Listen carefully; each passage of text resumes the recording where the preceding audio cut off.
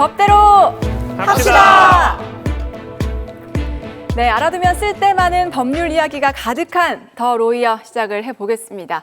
자, 오늘 첫 번째로 만나볼 사연은요, 무단횡단 교통사고와 관련된 분쟁이라고 하는데요. 이게 우리 일상생활 속에서도 종종 일어날 수 있는 일이기 때문에 여러분들도 한번 주의 깊게 살펴보셨으면 좋겠습니다. 자, 어떤 내용인지 화면으로 확인해 보시죠.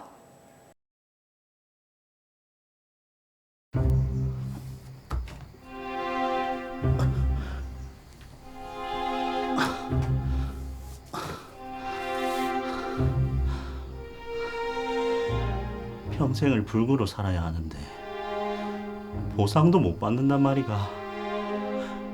이제 나는 어떻게 살아야 하노?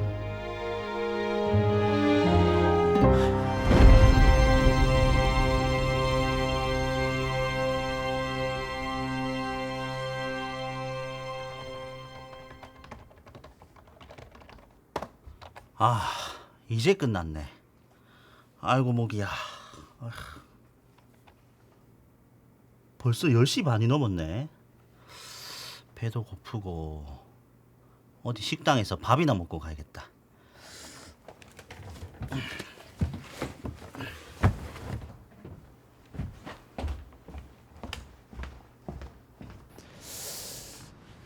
보자. 어디 가서 뭘 먹어야 되겠노? 뜨끈한 국밥에 소주 한잔 할까?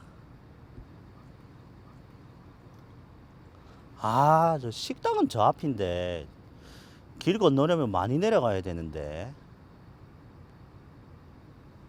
차도 안 다니는데 그냥 후딱 지나가야겠다. 아, 누구나 다 저런 생각은 되는데. 하는데요. 날씨가 영 안 좋아서 그런가 손님도 없네.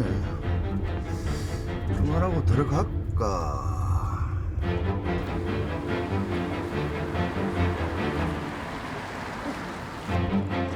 속도를 안 줄이노.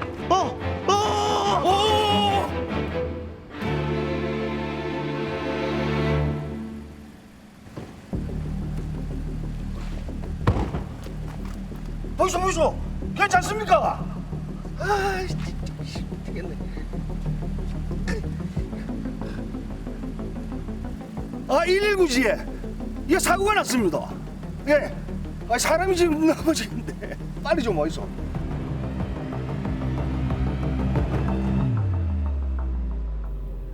자기야, 기운 좀 내라. 평생을 못 걷는다는데 어떻게 기운이 날 수가 있노? 사고 낸 그 택시 기사는 아직 연락 한 통도 안 왔지? 없다. 사람이 이 지경이 됐는데 어떻게 한 번을 안 찾아올 수가 있노?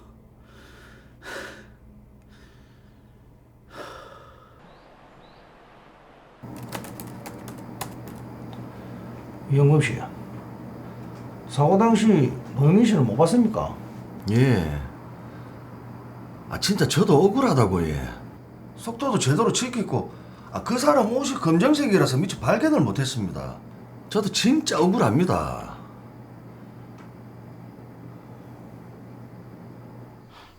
형사님, 그 택시 기사 어떻게 됐습니까?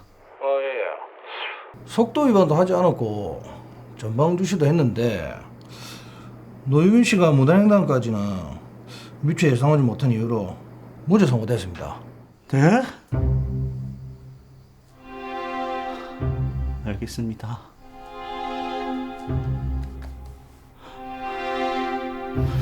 평생을 불구로 살아야 하는데 보상도 못 받는단 말이가.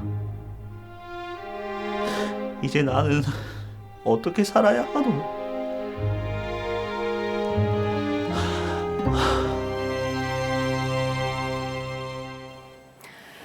자, 한순간의 잘못된 선택으로 또 교통사고를 당한 노유민 씨, 잘못은 했지만 또 평생 장애를 안고 살아가야 된다고 하니까 그 마음이 오죽할까요? 그렇습니다. 예. 보는 사람도 내내 가슴이 좀 답답하니 안타까운 일인데 그래도 일단 해결을 위해서 사건 정리부터 해보도록 하겠습니다.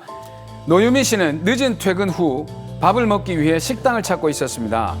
길을 건너려던 중 횡단보도는 식당과 조금 떨어져 있고 왕복 4차선 도로이긴 하지만 차가 거의 다니지 않은 시간대라 노유미 씨는 가벼운 생각으로 무단 횡단을 하다가 그만 교통사고를 당하고 맙니다. 네. 이 사고로 인해서 노유미 씨는 결국 평생 불구가 되었는데요.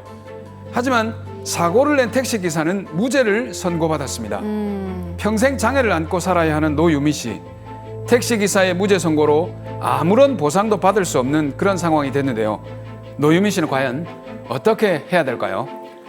네, 물론 노유민 씨가 무단 횡단을 한 건 맞지만 평생 이제 걷지 못하게 되었기 때문에 또 굉장히 안타까운 상황인데, 자, 김태현 변호사님, 이 상황을 좀 전체적으로 설명을 한번 해주세요. 예, 우선 형사상 기소가 가능한지 여부부터 살펴보아야 합니다. 네. 교통사고 처리 특례법상 교통사고를 일으킨 차가 보험 또는 공제에 가입된 경우 업무상 과실치상 또는 중과실치상죄를 범한 운전자에 대해서는 공소를 제기할 수가 없습니다. 다만 12대 중과실에 해당하는 경우 피해자가 불구가 되거나 난치 또는 불치의 질병이 생긴 경우 보험계약 또는 공제계약이 무효가 되거나 해지된 경우에만 공소를 제기할 수 있습니다. 네. 자, 그러면 지금 가해자가 택시기사 이영범 씨인데 이제 피해자가 불구가 되었기 때문에 기소가 된 건가요? 네, 드라마 사연의 경우에는 12대 중과실 사고가 아니나 업무상 과실 또는 중과실에 의한 중상해 사고입니다. 이 사고로 인해 피해자인 노유민 씨에게 불치의 질병이 생긴 경우로 네. 기존에는 기소조차 할 수 없었으나 교통사고 처리 특례법 제4조 제2호의 단서가 추가가 되면서 이에 따라 기소가 된 것입니다. 그럼 일단 기소가 되기는 했는데 무죄가 됐다라는 얘기는 아무래도 이게 무단 횡단이기 때문이겠죠? 네, 최근 대법원은 야간에 검은색 옷을 입은 무단 횡단자를 미처 발견하지 못해 사망사고를 낸 운전기사에게 최종적으로 무죄를 선고한 사실이 있습니다. 드라마 사연의 경우 제가 판결문을 조금 더 확인을 해보니 노유민 씨는 사고 당시 검정색 계통의 옷을 입고 있었고 당시 야간에 날씨도 굉장히 좋지만 않았습니다. 그리고 블랙박스 영상에서도 사고가 일어나기 직전에서야 노유민 씨 모습이 확인되는 점을 보았을 때 네. 그리고 가해자인 택시기사 이용범 씨가 제한 속도를 준수하고 있었던 사실이 있었기 때문에 업무상 과실을 인정할 수 없다는 이유로 무죄가 선고되었습니다. 맞아요. 사실 또 날씨가 안 좋고 좀 시야가 확보되지 않는 상황에서 검은 옷까지 입고 있으면 운전자 입장에서는 그거를 구별하기가 어렵죠. 그렇죠. 예. 네. 자, 어쨌든 노유민 씨는 자신의 잘못도 있지만 또 평생 장애를 안고 살아가야 하기 때문에 굉장히 지금 안타까운 상황인데 어떻게 좀 보상을 받을 수 있는 방법이 전혀 없을까요? 예, 배상을 받을 수 있는 방법이 있습니다. 그래요? 네? 무단 횡단을 했는데도 배상을 받을 방법이 있다고요?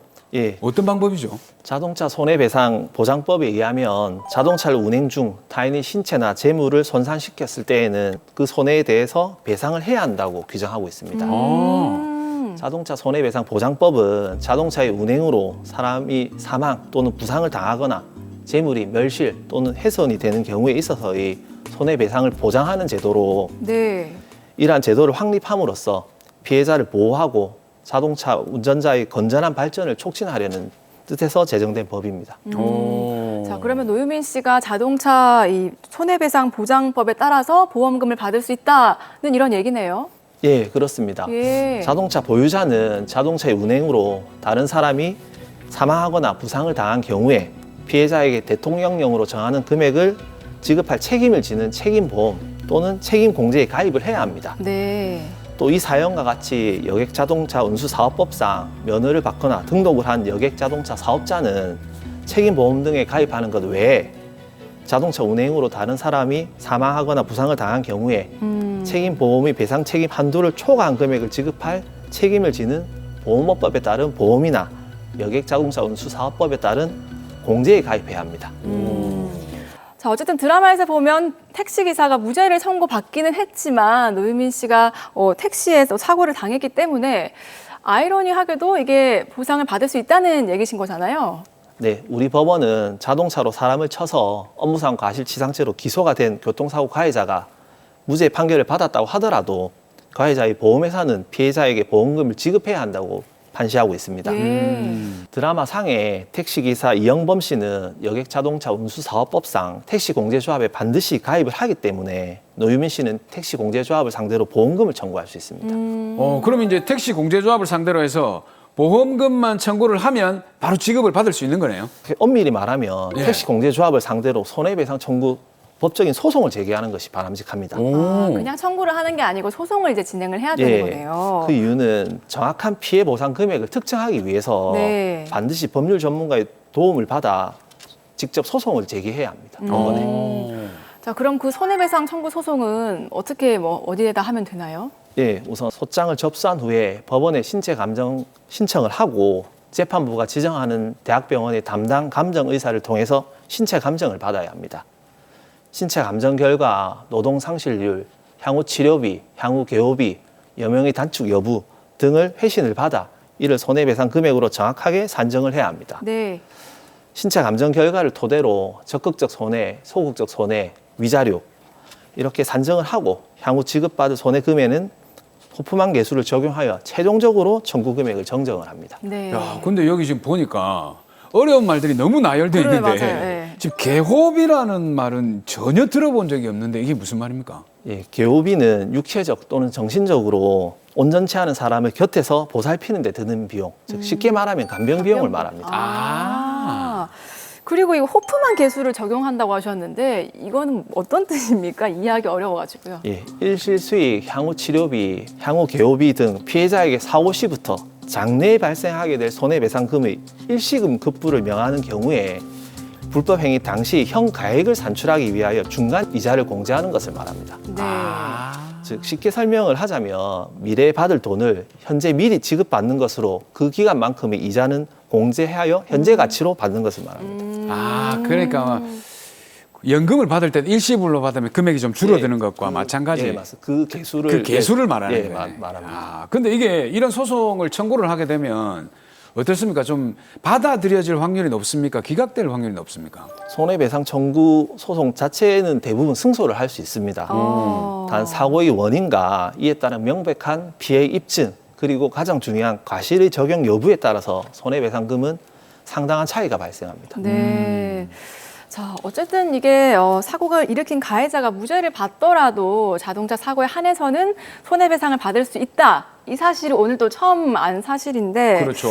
자, 물론 사고가 또 안 일어나는 게 가장 중요할 것 같고요. 자, 그럼 마지막으로 본인의 잘못이지만 안타깝게 또 장애를 입은 우리 노유민 씨에게 솔루션 부탁드립니다. 교통사고 피해자인 노유민 씨는 사고로 발생한 손해를 전보받기 위해서 가해자가 가입한 보험회사를 상대로 손해배상 청구를 제기하는 것이 반드시 필요합니다. 소송을 통해 적극적 손해, 소극적 손해, 위자료를 주장하게 되는데 특히 일실수입, 향후 치료비, 향후 개호비의 금액을 특정하기 위해서는 반드시 법률 전문가의 도움을 받는 것이 꼭 필요합니다.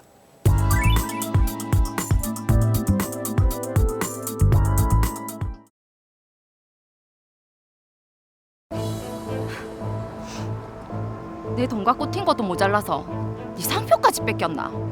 아, 뺏기게 어쩌다 보면 비슷한 거지. 그리고 오면에 다른 상표다. 내가 한 번 당하지 두 번 당할 것 같나? 그래서 뭐 우짜낀데. 소송해야지. 네 딱 기다려라.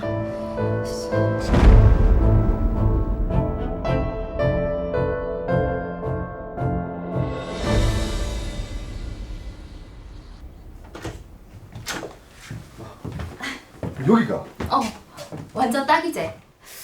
저쪽에다가 직기 같은 거 놓고 저쪽에 연구실 만들어서 제품 만들어 팔면 된다.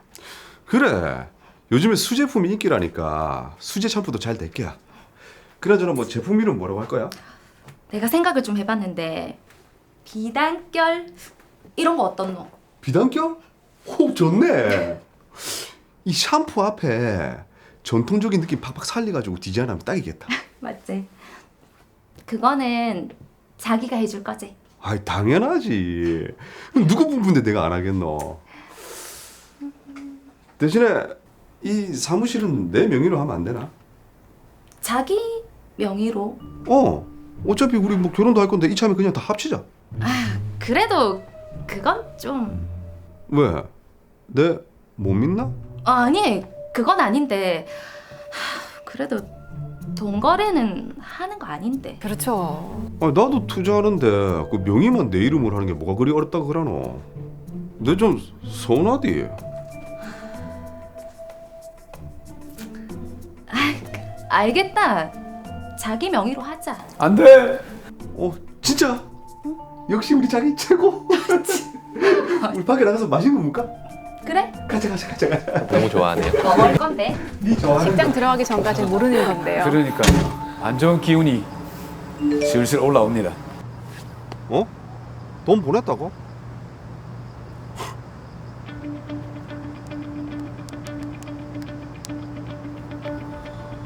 여보세요?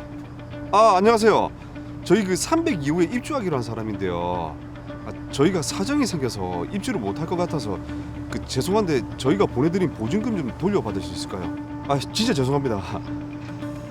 예. 아유, 감사합니다. 그 계좌번호 바로 보내드릴게요. 예, 감사합니다. 무슨 일이 생겼습니까? 보증금을 그냥 빼가는 것 같은데요. 전지현이, 내가 언제까지 네 뒤치다거리나 해야 되노? 보증금은 그동안 뒷바라지한 대가라 치고 그만 끝내자. 섬뜩합니다. 무섭습니다. 예금주 이태현, 계좌번호 왜 이렇게 전화를 안 받노? 무슨 일 생겼나? 뭐라고? 헤어지자고? 여기서 뭐 하세요? 저 여기 계약한 사람인데요. 그 직기 들어오기 전에 청소 좀 한다고. 계약이요? 여기 계약 취소된 걸로 알고 있는데. 취소요? 예. 건물 주인이 어제 왔다 갔는데 계약한다고 보증금을 보냈다가 사정이 생겼다면서 빼달라고 했더라고요. 그래서 여기 공실이라고. 보증금을 빼갔다고요? 예. 제대로 당했네요. 아하. 여보세요? 여기 302호 계약한 사람인데요. 보증금 다 돌려줬는데 왜요? 누구한테 줬는데요? 계약자한테 보냈죠. 이름이 이태현인가? 그랬던 것 같은데.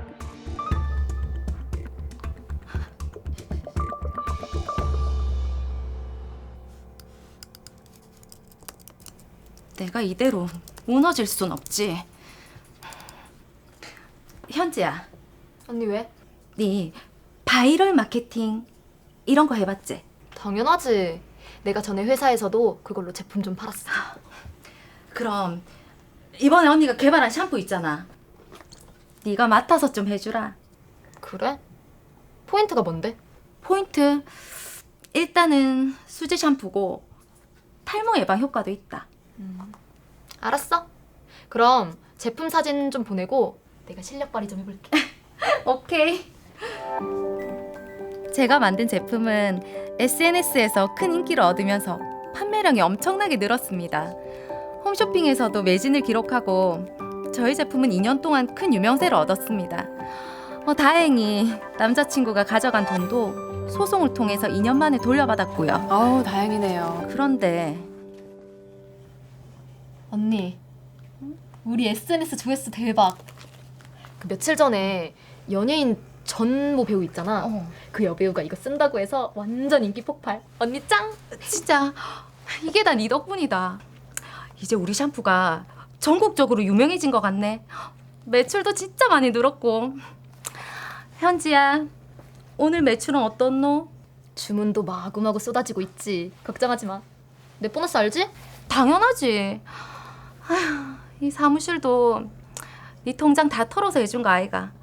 언니가 10배로 딱 갚아서 돌려줄게. 근데 우리랑 비슷한 이름이 있던데? 비슷한 이름? 우린 비단결인데 비단 샴푸? 그런 게 있더라고. 제품 디자인도 비슷하고. 네 그거 어디서 봤는데? 그러나?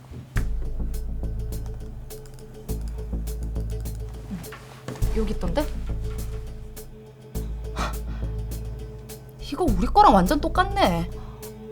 풍목도 샴푸고 상표 출원이 2021년 1월?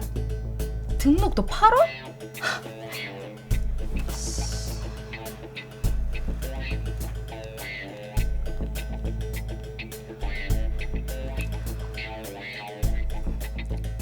여보세요? 여기 비단결 샴푸 회사인데요. 비단 샴푸? 이거 유사 상표잖아요. 아, 지연이가. 이태연? 그래 내다. 야, 네 거기서 뭐 하는데? 아니 뭐하긴 일하고 있지. 그나저나 뭐 상표 때문에 전화했다고? 그래. 이거 누가 봐도 우리 거 뺏긴 건데. 아니 무슨 소리 하노? 우리는 엄연히 상표권 등록까지 한 제품이다. 우리 거는 작년, 재작년에 대박 났고 이미 유명한 제품인데 상표권 등록 오래 했던데? 이건 누가 봐도 따라한 거지. 니는 상표권 등록 안 했대? 우리는 상표권 등록해서 합법적으로 하는 거다. 문제될 거 전혀 없다. 전혀 없기는. 너거 상표는 다 무효다. 내가 가만히 있을 것 같나? 가만 놔도 뭐 어쩌긴데. 뭐 소송이라도 하려고? 당연하지. 상표권 침해로 내 소송한다. 아니 상표권 등록도 안 했는데 무슨 수로 소송해서 이기려고? 뭐 자신 있으면 한번 해봐라 그래. 내가 못할 줄 아나. 야 이태연, 내가 네 부셔버릴 거다. 딱 기다리라.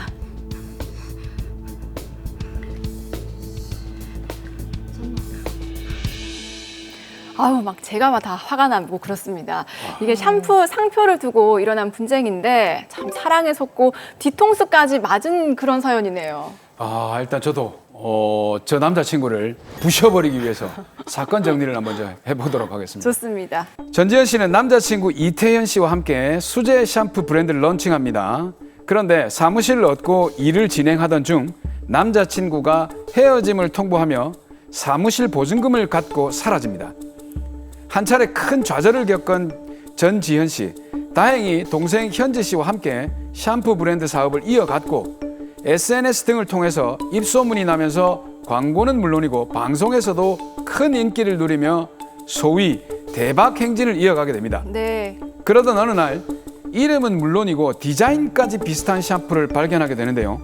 알고 보니 유사 상품을 제조한 회사에는 헤어진 전 남자친구 이태현 씨가 다니고 있었습니다. 그런데 이 회사는 상표권 등록까지 해둔 상황이죠. 과연 전지현 씨는 이 난관을 어떻게 극복해야 할까요? 자, 정말 작정하고 보증금을 떼먹은 것도 모자라서 여자친구가 그동안 준비해왔던 이 샴푸 사업의 내용을 그대로 가져와서 상표권 등록까지 했습니다. 박정은 변호사님, 이 남자친구라는 이태연이라는 사람이 정말 파렴치하다는 생각이 드는데 어떻게 보셨어요? 네, 전지현 씨 입장에서는 굉장히 당황스러울 것 같습니다. 자신이 판매하고 있는 비단결이라는 그 샴푸와 비슷한 이름의 샴푸가 판매가 되고 있는 것도 좀 그런데 네. 하필이면 예전에 보증금을 떼먹고 도망갔던 남자친구가 침해자라니 얼마나 화가 날까요? 그러니까요. 전지현 씨가 억울함이 없도록 이 사건은 제가 맡아서 꼼꼼하게 한번 살펴보도록 하겠습니다. 네. 자, 사실 이 상표권이라는 게 너무 관련 사업을 하지 않으시는 분들께는 좀 생소한 일인 것 같은데 그런데 이게 실제로 우리나라에서 상표권 피해 사례가 꽤 많이 발생한다고 저도 들은 적이 있거든요. 네. 사실입니까? 네, 맞습니다.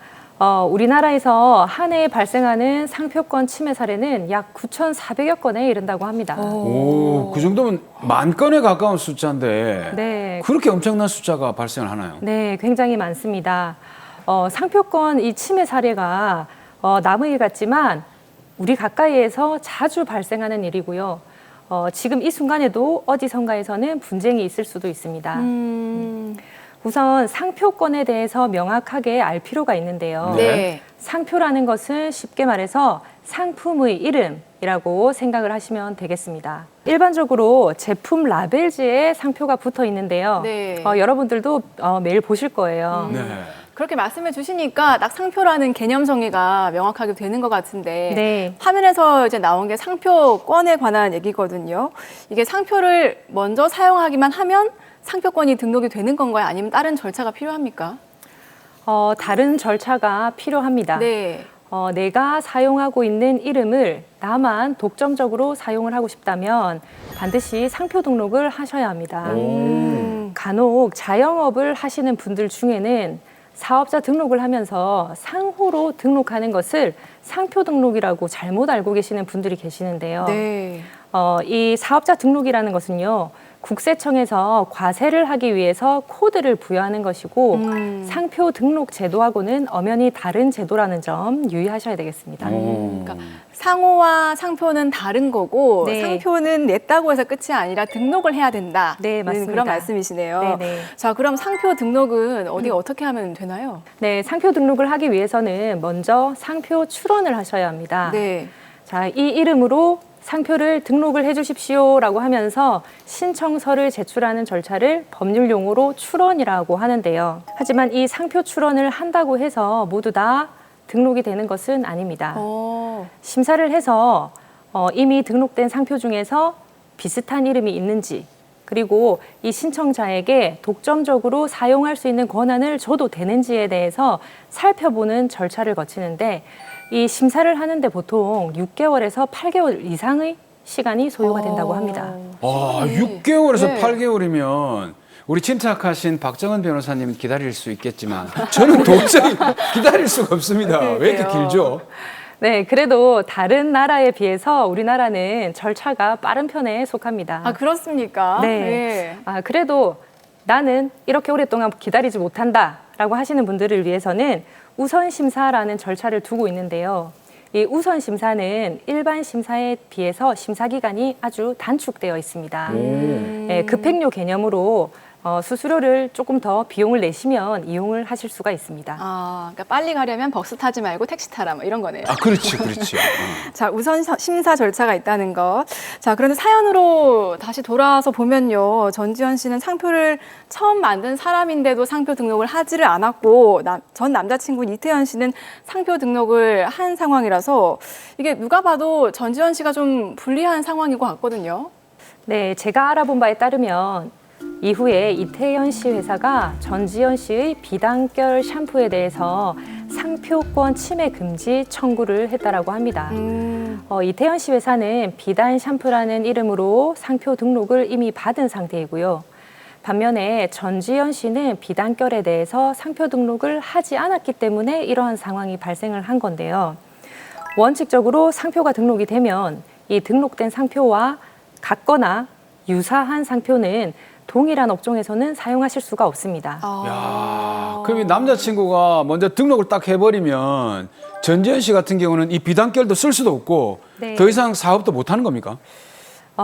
다행히 그렇지는 않습니다. 그래요? 네. 드라마에서 보면 전지현 씨의 비단결 샴푸가 SNS와 방송을 통해서 꽤 유명해졌더라고요. 네. 그리고 홈쇼핑에서도 매진 기록을 세우면서 판매량도 엄청났었는데요. 이런 상표를 바로 주지 저명 상표라고 합니다. 자, 상표가 이미 유명해져서 소비자들 사이에서 현저하게 인식이 되어 있는 상표. 이런 유명한 상표는 비록 상표 등록을 하지 않더라도 등록된 상표와 동일하게 취급이 됩니다. 상표 등록은 하지는 않았지만 이게 상표로 사용은 가능하다 이런 말씀으로 들리는데 네네. 자, 그럼 지금 이태현 씨의 회사에서 등록한 상표 비단 샴푸랑 전지현 씨의 비단결인 둘 다 이제 계속 사용을 하면 되는 건지, 그렇게 되면은 소비자들 입장에서는 좀 혼란이 올 것 같기도 하고요. 네, 당연히 혼란이 올 수 있습니다. 일단 정리를 해보자면 상표 심사 당시에 전지현의 비단결은 이미 주지 저명한 상태였습니다. 그렇기 때문에 이태현이 비단 샴푸로 상표 출원을 했다 하더라도 원래는 심사 단계에서 등록이 거절되었어야 합니다. 그렇죠. 네. 하지만 이미 이태현 씨의 비단 샴푸가 등록이 되어버렸기 때문에 전지현 씨 입장에서는 비단 샴푸의 상표권의 효력을 없애야 비단 샴푸의 판매를 막을 수가 있을 것으로 보입니다. 자, 이게 이태현 씨가 전지현 씨의 그 비단결의 유명세에 좀 편승을 하고 있는 것 같아서 네. 굉장히 좀 화가 나는데, 그럼 어떻게 하면 이 비단 샴푸의 판매를 좀 막을 수 있을까요? 네, 전지현 씨는 우선 특허청에 상표 등록 무효 심판을 청구하시면 되겠습니다. 드라마 사례에서처럼 상표가 법에서 정하고 있는 등록 요건을 위반해서 등록되는 경우가 가끔 있거든요. 네, 이럴 경우에는 본래 등록이 거절되었어야 하는데 잘못되어 등록이 된 것이기 때문에 상표 등록을 무효화시켜서 상표권을 소멸시켜야 합니다. 상표권을 소멸시킬 수 있다는 것도 오늘 처음 안 사실인데 이게 소멸시키는 것도 그냥 이렇게 소멸시킬 수가 없는 거잖아요. 쉽지 않을 것 같은데요. 네, 그래서 무효 사유가 아주 중요한데요. 이미 등록된 상표 중에 비슷한 상표가 있거나 드라마 사례에서처럼 등록이 된 상표는 아니지만 이미 수요자들에게 유명해진 상표가 있는 경우 이 두 가지가 대표적인 무효 사유에 해당한다고 할 수 있겠습니다. 네. 그러니까 같은 품목에 같거나 비슷한 이름을 사용을 하게 되면 상품을 구매하는 소비자가 오인 혼동을 할 수 있기 때문인데요. 드라마에서 나오는 비단결이 SNS와 홈쇼핑에서 소위 대박이 나고 그래서 비단결을 사려고 하는 소비자들이 굉장히 많을 거거든요. 네, 그래서 이 소비자가 비단결을 구매하기 위해서 마트에 갔습니다. 네. 마트에 갔는데 비슷한 모양과 색상의 용기에 비단 샴푸를 판매를 하고 있었어요. 그럼 이 소비자들은 비단 샴푸를 보고 비단결인 줄 알고 헷갈려서 구매할 수 있다는 겁니다. 맞아요. 또 글자가 실제로 비슷하니까. 그런 것 같아요. 그러니까 마트에 시장을 보러 가면 네. 자기도 그냥 습관적으로 이 색깔의 이 용기니까 그냥 턱 잡아올 수 있잖아요. 네, 맞아요. 맞습니다. 그럼 이거는 전부 전지현 씨의 손해가 되는 거잖아요. 네, 맞습니다. 손해가 됩니다. 그래서 상표법에는 손해배상에 관한 규정도 두고 있는데요. 사무장님 말씀하신 것처럼 이 침해 행위가 없었다면 네. 판매할 수 있었던 수량, 그러니까 비단 샴푸가 없었다면 비단결을 그만큼 더 판매를 할 수가 있었겠죠. 야, 그건 좀 애매하겠는데 입증을 하려면. 네, 이 수량을 기준으로 해서 손해배상을 청구를 할 수가 있는데요. 이 손해배상액을 계산하기 어려운 경우도 많습니다. 네. 그렇잖아요. 네. 이런 경우에는 권리를 침해한 사람이 그 침해 행위를 통해서 받은 이익액, 그러니까 이태현이 비단 샴푸를 판매해서 얻은 수익, 이 수익을 상표권자의 손해액으로 추정을 해주기도 합니다. 네, 그래서 손해배상 입증이 생각보다 어렵지는 않습니다. 자, 오늘 상표권 분쟁 저희가 처음 다루는데 내용이 또 굉장히 흥미롭습니다. 네. 자, 그럼 상표권 만약에 침해를 한다 하더라도 이게 구제를 어떻게 받는지를 몰라서 또 그냥 넘기는 경우도 꽤 있다고 들었어요. 아무래도 상표법이라는 게 일반인들에게는 조금 생소한 분야라서 그럴 수 있는데요. 네. 상표권을 침해를 당했을 때 취할 수 있는 수단은 첫 번째는 상표 침해 금지 청구입니다. 그리고 손해배상 청구, 그리고 형사 고소도 하실 수 있습니다. 네. 드라마와 같이 등록 상표가 아니지만 유명해져서 주지저명한 상표가 된 경우에는 등록 상표에 대해서 상표권 등록 무효 심판도 제기를 할 수가 있습니다.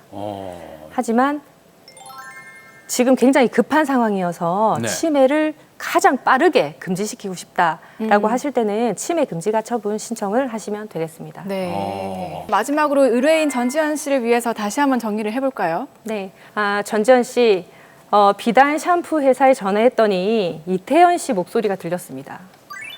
정말 당황하고 걱정도 되고 화가 나셨을 것 같은데요.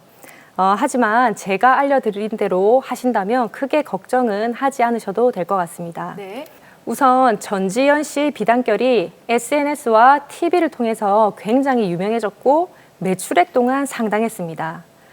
전지현 씨는 이러한 자료를 무효 심판 사건에 제출을 해서 비단결이 주지저명한 상표라는 점을 입증할 수만 있다면 이태현의 비단 샴푸 상표 등록을 무효화시킬 수는 있을 것으로 보입니다.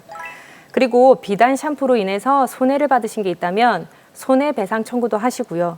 그리고 침해 금지 청구와 형사 고소도 세트로 하신다면 이태현 씨에게 크게 한 방 날리실 수 있을 것으로 보입니다.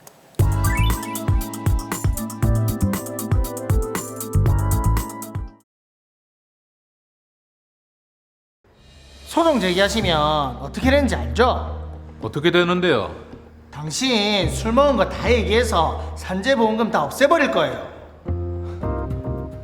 지금 저 협박하는 거예요. 협박이 아니라 사실을 얘기하는 거지.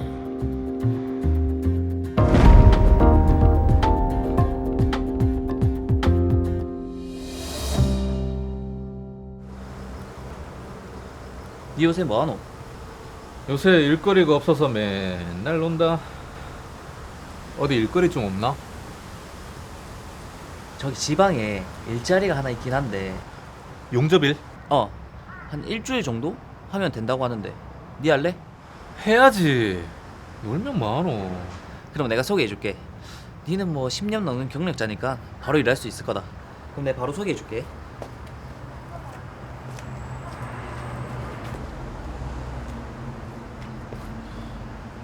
내일부터 바로 오라는데 괜찮지?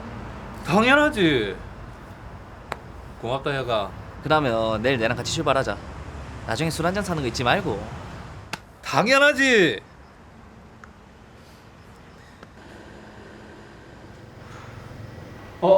나순희 씨?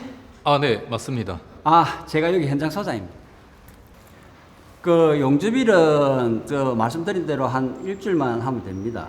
그리고 숙련자시니까 뭐 딱 봐도 아시겠죠? 네. 그리고 그 안전모랑 안전화, 내열성 장갑, 그리고 그 용접 보안면 같은 안전 도구는 직접 준비할 수 있죠? 여기서 준비 안 해줍니까? 경력이 10년이 넘으시다면서 그런 거는 직접 준비해서 와서 해주세요. 알겠습니다. 그리고 안전교육을 해야 되는데 경력자시니까 뭐 말씀 안 드려도 잘 아시잖아요. 예, 뭐 그렇죠. 그럼 안전교육은 생략하고 오늘 오후부터 바로 작업 들어갑시다. 용접공 10년 차인 저는 일용직으로 건설 현장에 투입됐고 일이 터진 건 그로부터 3일 뒤였습니다. 오전 시간 용접 작업을 한창 하던 중 주변에 널려있는 스티로폼과 나무 조각들을 보았습니다. 하지만 대수롭지 않게 생각했고 작업을 이어갔습니다. 이 씨가 경력자라 그런지 일을 꼼꼼하게 잘하네. 감사합니다. 이렇게 더울 때는 막걸리 한잔 해야죠. 김씨, 막걸리는 안 된다고 했는데. 에이 소장님, 반지로 딱 한 잔만 할게요. 더워서 목 좀 축이는 거지 많이는 안 마십니다. 그래, 이씨도 한잔 해. 아닙니다. 저는 조금 있다가 저녁에 조금만. 뭐라노? 막걸리 딱 한 잔만 해.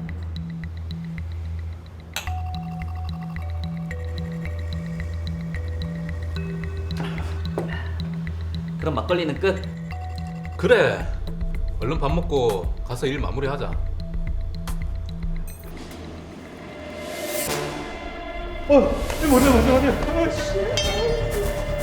벚꽃이 튀었나 보네요.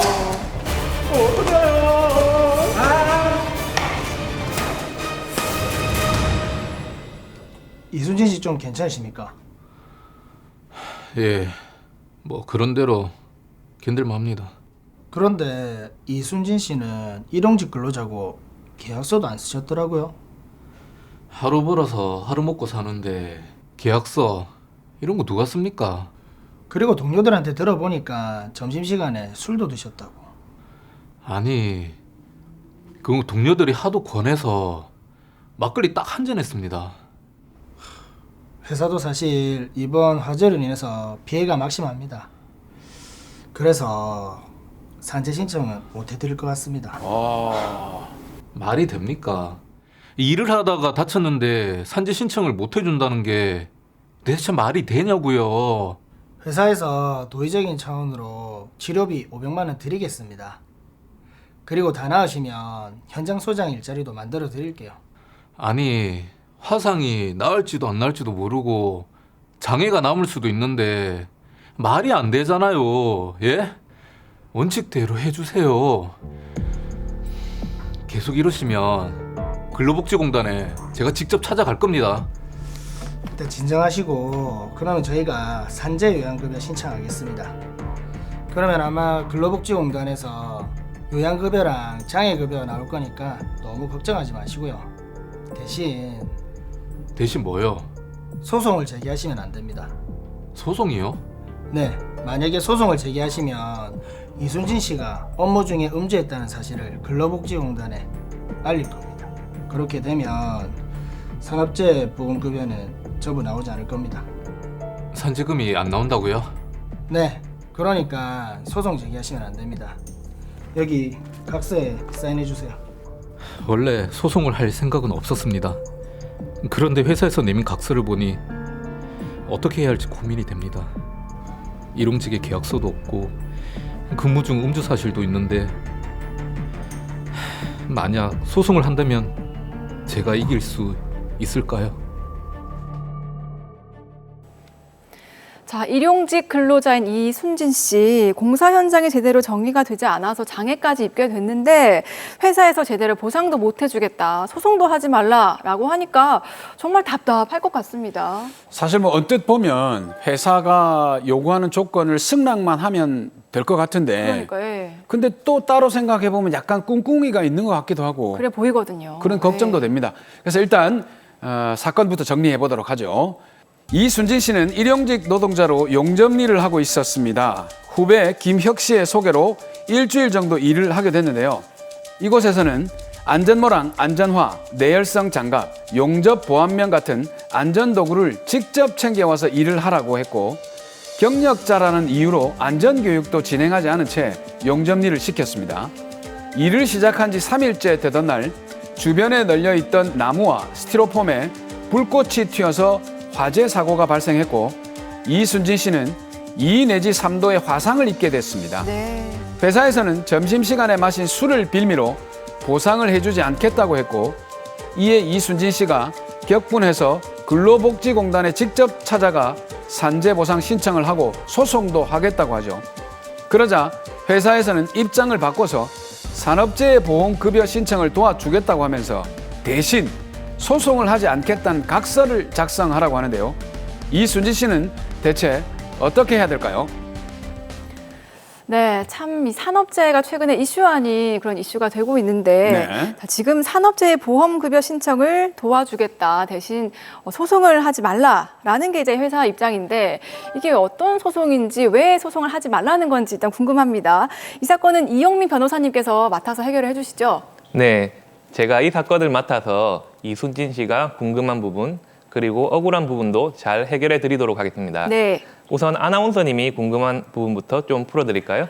자, 회사에서 이게 어떤 소송을 얘기하는 건지 모르겠고요. 이거를 또 왜 하지 말라는 건지 궁금하거든요. 네, 산업재해 사고가 발생하고 회사의 사고 발생에 과실이 있을 경우에는 근로자는 회사를 상대로 손해배상 청구 소송을 할 수 있습니다. 회사에서 소송을 하지 말라고 하는 것은 아무래도 소송을 하게 되면 회사에서도 변호사를 선임해서 대응을 해야 되고 대부분의 사건에서 손해배상금이 인정될 때가 많기 때문에 소송을 만류하는 것입니다. 자, 그런데 지금 그 회사에서 얘기한 이 산업재해 보험 혜택 같은 경우에는 보통 정규직 근로자들이 받을 수 있는 거라고 알고 있는데 지금 이순진 씨는 일용직 근로자거든요. 산업재해 보험 혜택을 받을기가 쉽지 않을 것 같은데요. 예, 많은 분들이 일용직 근로자도 산업재해 사고 시 산업재해 보험의 혜택을 받을 수 있는지 물어보시는데요. 정답을 말씀드리면 산업재해 보험 혜택 받을 수 있습니다. 네. 다만 조심해야 될 부분이 있습니다. 야, 우리 오늘 이영민 변호사님 처음 오셨는데도 다만을 아시네요. 다만 뒤에가 중요하지 않습니까? 예, 빨리 얘기해 주시죠. 예, 사고가 발생한 후에 간혹 근로자로 인정받지 못해서 산업재해 보험의 혜택을 받지 못할 경우가 있습니다. 그러므로 일용직 근로자의 경우에는 업무와 관련해서 사업자 등록을 하거나 도급 계약서의 형태로 계약서를 작성하시면 안 됩니다. 오, 그러면 사업자 등록이나 도급 계약서를 쓰지 말라. 이거는 사업자이거나 외주 업체이어서는 안 되고 근로자로 인정이 돼야 된다는 거 아니겠습니까? 네, 정확합니다. 근데 지금 이 이순진 씨 같은 경우는 일용직인데 이게 근로자로 인정이 될 수 있을까요? 네, 이순진 씨 사연의 경우에는 다행히도 회사에서 먼저 이순진 씨를 일용직 근로자로 인정을 했고 근로자로 인정될 만한 여러 사정들이 있기 때문에 산재로 승인이 될 것입니다. 네. 그래서 요양급여와 휴업급여, 장애급여를 받으실 수 있을 것 같습니다. 자, 회사에서 일용직 근로자라는 것을 인정을 했다면 처음부터 산업재해 신청을 해주겠다라고 또 할 법한데 그러지 않았습니다. 그렇기 때문에 이순진 씨가 직접 근로복지공단에 찾아가겠다라고 했거든요. 이거를 근로자가 직접 신청하는 게 가능한 일인가요? 네, 산재 신청의 신청권자는 재해를 입은 근로자 본인입니다. 따라서 회사에서 산재 신청을 도와주지 않더라도 근로자는 직접 근로복지공단에 가서 산재 신청을 할 수 있습니다. 네. 편의상 회사가 서류 준비 등 산재 신청을 도와주는 역할을 하는 경우가 많아서 회사가 산재 신청해 주지 않으면 근로자가 신청할 수 없다고 알고 있는 분들도 많이 있는데요.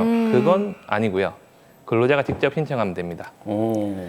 자, 일단 저는 또 드라마를 보면서 걱정이 됐던 게 지금 이제 업무 중에 물론 식사 시간이긴 하십니다만 막걸리를 딱 한 잔 드셨거든요. 네. 이 술을 마셨기 때문에 업무상 재해로 좀 인정받기 어렵지 않을까라는 생각이 들어요. 네, 그런 걱정들 많이 하시죠. 예. 하지만 술을 마셨다는 사정만으로 업무상 재해가 부인되는 것은 아닙니다. 다만 근로자가 업무 시간 중에 업무와 관계없이 과도한 음주를 했고 그 음주를 주 원인으로 사고가 발생했고 그 사고에 회사에 특별한 과실이 없다고 한다면 업무상 재해에 해당되지 않을 수 있습니다. 이 사건에서는 음주를 원인으로 사고가 발생한 것이 아니므로 걱정하지 않으셔도 될 것 같습니다. 다행이네요. 네. 그럼 일단 업무 수행에 아무런 지장이 없다라는 그 사실만으로도 네. 일단 이순진 씨 같은 경우에는 산업재해로 볼 수 있다. 네, 그렇습니다. 이런 거죠. 근데 중요한 거는 안전장비를 경력자라는 이유로 인해 가지고 따로 다 챙겨오고 회사가 주지를 않았단 말입니다. 네. 이런 거 같으면 회사에다가 따로 손해배상 청구를 당연히 할 수 있는 거 아닐까요? 네, 그렇습니다. 회사는 근로자가 업무를 수행하는 과정에서 다치지 않도록 물적 환경을 정비하는 등 필요한 조치를 해야 할 의무가 있습니다. 그렇죠. 이 사건에서 회사는 안전도구를 지급하지 않았고 안전교육도 하지도 않았고 인화성 물질을 방치한 여러 가지 과실이 있기 때문에 이순진 씨는 회사에 대해서 손해배상 청구가 가능한 상황입니다. 다만 이순진 씨도 술을 마신 점 그리고 본인 스스로의 안전을 도모하지 않은 점이 있기 때문에 소송 과정에서 이런 점들은 이순진 씨 본인의 과실로 인정될 수 있습니다. 자, 어쨌든 평생 장애를 입은 것이나 다름없기 때문에 이게 손해배상 청구가 꼭 필요할 것 같은데요. 그 규모가 어느 정도 될까요? 보통 장애 정도가 중하고 나이가 어리고 근로자 측의 과실이 적은 경우에는 손해배상 청구의 실익이 높습니다. 네. 그와는 반대로 장애 정도가 가볍고 나이가 많고 근로자의 과실이 큰 경우에는 소송의 실익이 낮을 수 있습니다. 이 사건에서는 기본적으로 개인적으로 지출한 기왕치료비 그리고 향후에 지출한 치료비인 향후치료비, 피해자가 사고로 잃게 된 장래소득을 법률적 기준에 따라 환산한 금액인 일실수입, 위자료 등을 청구할 수 있겠는데요. 이 사건에서는 2도, 3도 정도 화상을 입었는데 3도 정도의 화상이라고 본다면 제 생각으로는 네. 여러 변수에 따라 다르겠지만 수천만 원 정도 수준은 청구할 수 있을 것 같습니다. 수천만 원 정도면은 회사가 얘기한 금액이 500만 원이니까 네. 훨씬 많은 금액이네요. 그렇죠? 자, 이런 그럼 손해배상 청구를 하는 게요. 근로복지공단에서 나오는 산업재해 보상 이 보험 급여와는 전혀 관계가 없는 건가요? 산업재해 보상 보험 급여를 받더라도 별도의 손해배상 청구를 할 수 있고 그 전에도 소송을 할 수는 있습니다. 다만 받은 보험 급여는 소송에서 받게 되는 손해배상금에서 공제하게 됩니다. 아니 그럼 보험 급여 받은 거를 공제를 한다는 게 이게 어떤 의미입니까? 쉽게 말하면 그 손해배상금에서 깎는다는 이야기인데요. 네. 예를 들자면 일실수입이 어느 정도 금액으로 정해져 있으면 만약 근로자가 장애급여를 받았다고 한다면 그 일실수입에서 장애급여를 빼게 되는 겁니다. 근데 이게 이순진 씨 같은 경우는 일용직 근로자이기 때문에 소송 기간이 길어지면 그만큼 또 일 못하는 손해가 있거든요. 네. 이게 소송이 어느 정도까지 기간이 걸릴까요? 네. 산업재해를 원인으로 한 손해배상 청구 소송은 1심에서 빠르면 8개월에서 2년 정도 사이에서 걸리는 편입니다. 네. 통상 1년 정도 전후의 사건이 많고요. 소를 제기한 후에 신체 감정을 진행하고 원고와 피고가 손해배상 책임의 성립 여부와 개별적 손해배상 항목에 대해서 다투게 되는데 네. 신체 감정에 걸리는 기간이 빠르면 한 달에서 2달, 늦으면 반년 이상도 걸리므로 신체 감정의 진행이 얼마나 걸리는지가 소송 기간에 많은 영향을 끼칩니다. 소송의 결과도 궁금한데 사실 산업재해 소송 같은 경우에는 근로자가 약자로 시작을 하는 경우가 많잖아요. 네, 맞습니다. 그렇기 때문에 소송을 하고 나서도 좀 승소할 확률이 적을 것 같기도 하고요. 네. 예, 어떻습니까? 네, 제 개인적인 생각이긴 합니다만 산업재해 사고 이후에 근로자가 회사를 대상으로 손해배상 청구 소송을 하면 대부분의 사건에서 일정 금액의 손해배상을 받게 됩니다. 따라서 근로자가 전부 패소하는 사건은 많지 않습니다. 다만 좀 전에 말씀드렸다시피 재해를 입은 자가 근로자인지 아닌지가 다퉈지는 사건에서는 네. 승패를 예상하기가 쉽지 않습니다. 어느 경우이든 법률 전문가와 꼭 상담을 받아보시고 소송 여부를 결정하시는 것이 좋겠습니다.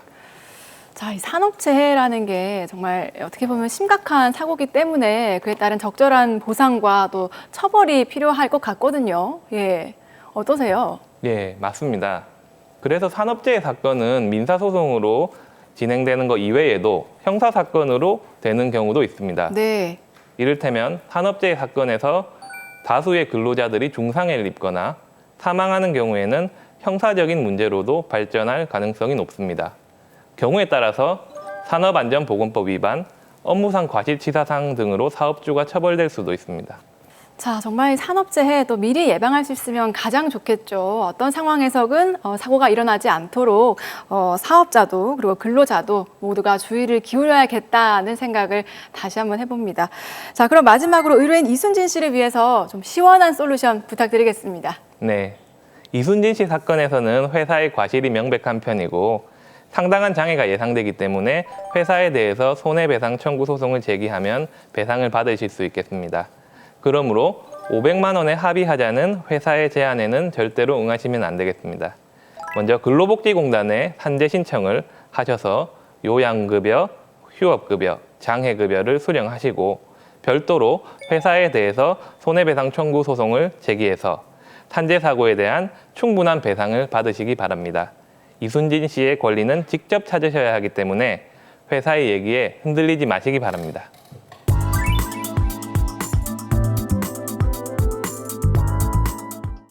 네, 오늘도 다양한 사연을 통해서 우리 생활 속에 일어나는 법적 분쟁들 속 시원하게 해결을 해봤습니다. 저희 더 로이어와 함께 하시면요, 법에 대한 궁금증은 물론이고요, 여러 가지 소송이나 분쟁, 또 해결 방법까지 속 시원하게 아실 수가 있으니까요. 매주 토요일 아침 놓치지 마시고 본방사수 해주시기 바랍니다. 그리고 카카오톡 채널 더 로이어도 여러분 함께 해주시기 바랍니다. 네, 오늘 저희가 준비한 소식은 여기까지고요. 저희는 다음 시간에 더 명쾌하고 재미있는 법률 이야기로 찾아뵙도록 하겠습니다. 법대로 합시다.